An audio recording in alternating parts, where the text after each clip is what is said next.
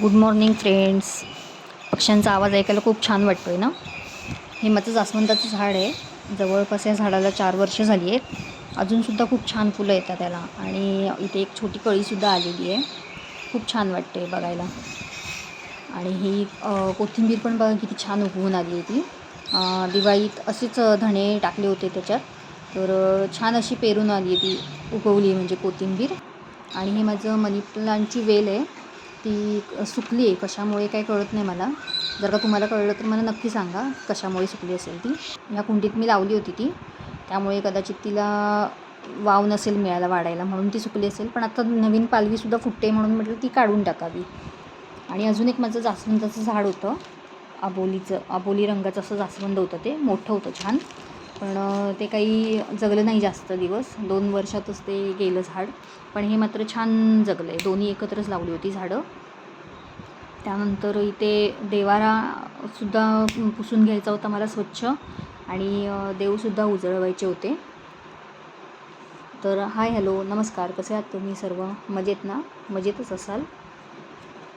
आणि इथे हा गॅलरीचा दरवाजा जो उघडा ठेवला होता ना, तिथं खूपच असा प्रकाश येत होता कॅमेरावर, म्हणून म्हटलं तो ओढून घ्यावा, नाहीतर क्लिअर काहीच दिसलं नसतं.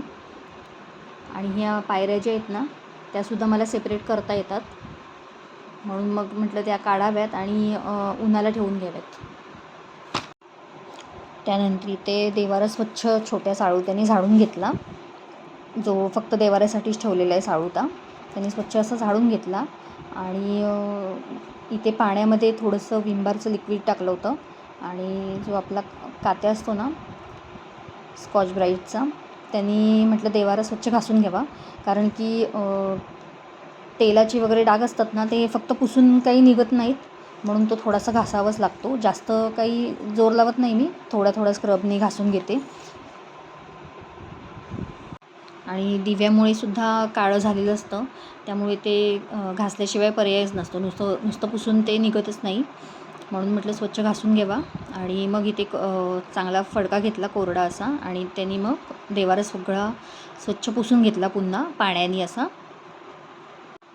दिसायला जरी ते पांढरं शुभ्र असलं ना, तरी त्याला स्वच्छताही तेवढीच ठेवावी लागते, नाहीतर मग खूप खराब होऊन जाईल ते. आणि देव पण उजळायचे होते आणि देवारासुद्धा पुसायचा होता, त्यामुळे पूजेला आज मला जरा उशीरच झाला होता. पण म्हटलं असू दे, कधीतरी ते सुद्धा काम महत्त्वाचंच आहे ना.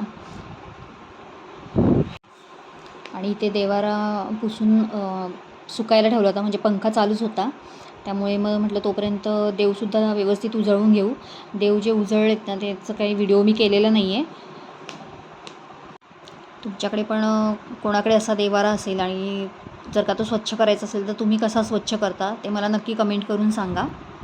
आणि देवाऱ्याखाली हे जे कपाट आणि जे ड्रॉवर आहे ना, ते आदल्या दिवशीच मी पूर्ण काढून स्वच्छ करून घेतलं होतं, त्यामुळे आत्ता इथे माझा जास्त वेळ गेला नाही. फक्त वरचा देवारा होता तोच पुसून घेतला, कारण की काल कशी देवाची पूजा आधीच करून झालेली होती, म्हणून म्हटलं आत्ता उद्याच ते देव काढून देवारा स्वच्छ पुसून घेऊ. आत्ता फक्त कपाट आणि ड्रॉवर मात्र स्वच्छ करून घेऊ, त्यामुळे इथे जास्त वेळ गेला नाही माझा.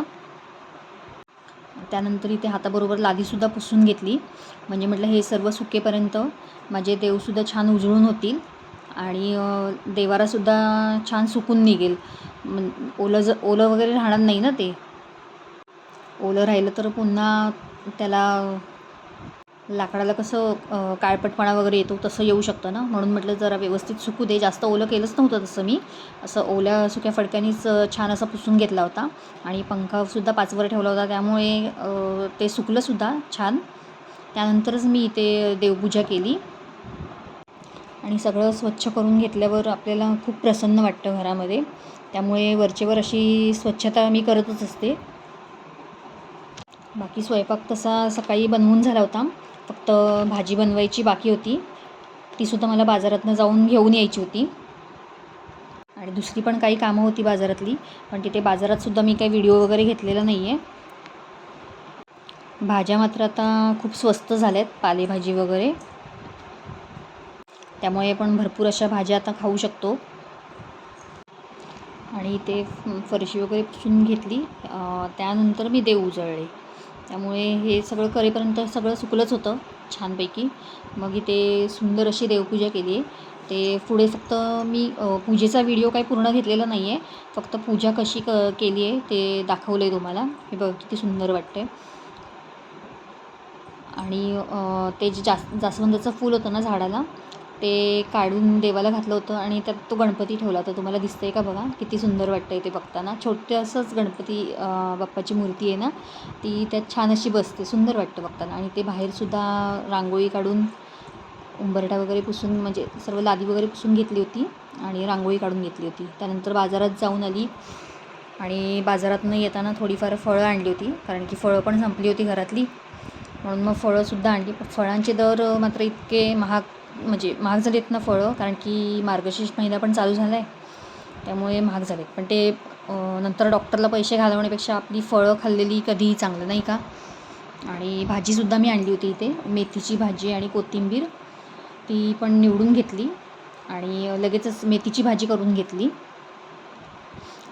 तर तुम्हाला हा व्हिडिओ आवडला असेल तर व्हिडिओला नक्की लाईक करा, शेअर करा, कमेंट करा आणि नवीन असाल तर चॅनलला सबस्क्राईब करा. सबस्क्राईब केल्यावर बेल आयकॉन दाबायला विसरू नका, जेणेकरून माझे जे व्हिडिओ येतील ते तुम्हाला त्याचं नोटिफिकेशन येईल. त्यामुळे आणि आजचा मेनूसुद्धा मी दाखवलं आहे काय केलं आहे ते. साधाचाच होता, जास्त काही नव्हतं. आणि मेथी आणि कोथिंबीर मला खूपच स्वस्त मिळाली होती. आणि जुडी पण किती मोठी आहे ती बघितली ना, छान अशी हिरवीगार मस्त कोथिंबीर होती, म्हणून म्हटलं हाताबरोबर ते निवडून ठेवावं, कोथिंबीर आणि मेथी. तुमच्याकडे पण भाजीपाला स्वस्त झाला असेल ना, आणि तुम्हाला कोणती भाजी खायला आवडते ते नक्की सांगा मला. तर भेटू आपण पुन्हा पुढच्या व्हिडिओमध्ये. तोपर्यंत बाय. आणि मेनू पहा माझा काय काय केलं आहे तो.